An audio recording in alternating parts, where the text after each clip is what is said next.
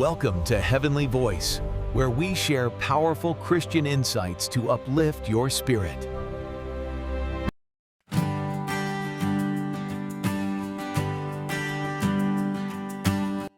जय मसीह की साथीहरू, लुका लिखित सुसमाचार को 12 को 6 र 7 पदले भन्छ, पाँचौटा शासन चराचुरुङ्गीहरूको दाम 2 पैसा मात्र पर्छ, तर परमेश्वरले ती मध्ये एउटा पनि भुल्नु हुँदैन। तिमीहरूको शिरमा कति केस छन् त्यो पनि परमेश्वरलाई थाहा छ। यसकारण नडराऊ, ती चराचुरुङ्गीहरू भन्दा तिमीहरू धेरै मूल्यवान छौ। तपाईलाई जतिसुकै एक्लो होस्, सानो महसुस भए पनि एउटा कुरामा ढुक्क हुनुहोस्, परमेश्वरले तपाईलाई सधैँ याद गर्ने हुनुहुन्छ। तपाई उहाँको नजरबाट कहिले पनि छुट्नुहुन्न। बाइबलमा जक्कै भन्ने एकजना मान्छे थिए। उनी साह्रै धनी थिए, तर पनि भित्रै उनी खुब एक्लै थिए। उनको जिउ अलिक होचो थियो। सायद त्यही कारणले मानिसहरूले उनलाई जिन्दगीभरि जिस्काए होलान्।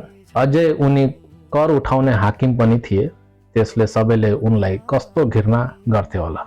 जब उनले येशू आफ्नो शहरमा आउँदै हुनुहुन्छ भन्ने सुने, उनलाई येशूलाई भेट्न ठूलो रहर जाग्यो।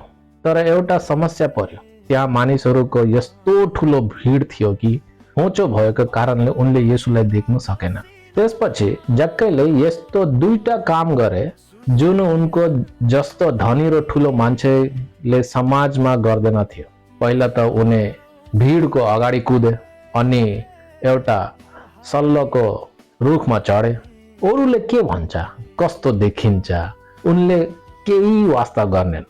उनको एउटा ध्येय थियो, येशूलाई एक झलक देख्न पाऊ। जब येशू त्यो रुख भएको ठाउँमा आइपुग्नु भयो, उहाँले सबैलाई चकित पार्ने एउटा काम गर्नुभयो। बाइबलले भन्छ, जब येशू त्यो ठाउँमा आइपुग्नु भयो, उहाँले माथि हेर्नुभयो। लुका लिखित सुसमाचारको 19 को 5 पदमा यस्तो लेखेको छ, हजारौंको भिडमा पनि येशू टक्कै रोकिनु भयो र जक्कैलाई ध्यान दिनुभयो। सोच्नुहोस् त, त्यो बेला जक्कैको मुटु कस्तो ढुकढुक भयो होला। उनले त येशूलाई लुकेर एक झलक मात्र हेर्न खोजेको थियो, तर अचानक येशूले त उनलाई नै सिधै हेरिरहनु भएको थियो। जिन्दगीभरि सबैले हेला गरेको मान्छेलाई आज येशूले आफूले पुरा समय दिनुभयो। आज तपाईँ कुन अवस्थाबाट जाँदै हुनुहुन्छ मलाई थाहा छैन। सायद तपाईँ पैसाको समस्याले रुखमा चढेको जस्तो अप्ठ्यारोमा हुनुहुन्छ होला। सायद सम्बन्धहरूमा एक्लो महसुस गर्दै हुनुहुन्छ होला, या त आत्मिक रूपमा तपाईँ यस्तो खाल्टोमा हुनुहुन्छ जहाँ कसैले तपाईलाई देख्दैन जस्तो लाग्छ। तर सुन्नुहोस् है, येशूलाई थाहा छ तपाईँ कहाँ हुनुहुन्छ। उहाँले तपाईलाई नै हेरिरहनु भएको छ। तपाईको जीवनको एउटा पल पनि यस्तो छैन जहाँ परमेश्वरले तपाईलाई नहेर्नु भएको होस्। बाइबलले भन्छ, 2टा भङ्गेरा त 2 पैसामा बिक्री हुन्छ, तर पनि परमेश्वरले एउटा भङ्गेरालाई तक बिर्सनुहुन्न भन्ने तपाईलाई कसरी बिर्सनुहुन्छ र? तपाईको टाउको एउटा केस पनि उहाँले गनेर राख्नु भएको छ। त्यही कारण तपाईँ नडराउनुहोस्।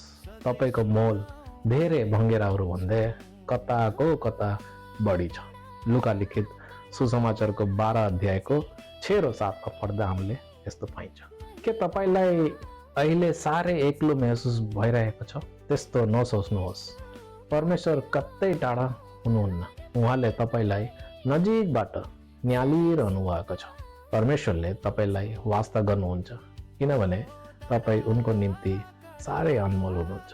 नयाँ वर्षको धेरै आशिष जसरी बितेका दिनहरूमा प्रभुले सम्हाल्नु भयो, त्यसरी नै यो नयाँ सालमा उहाँको वचन तपाईको खुट्टाको निम्ति बत्ती र बाटोको निम्ति उज्यालो बनोस्। Happy new year and god bless you all. जय मसीह की।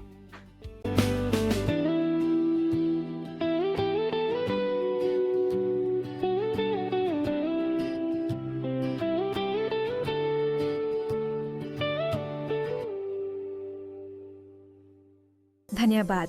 कृपया हाम्रो च्यानल लाइक, शेयर र सब्स्क्राइब गर्नुहोला र अपडेट्सको लागि बेल आइकन दबाउन नबिर्सनुहोला।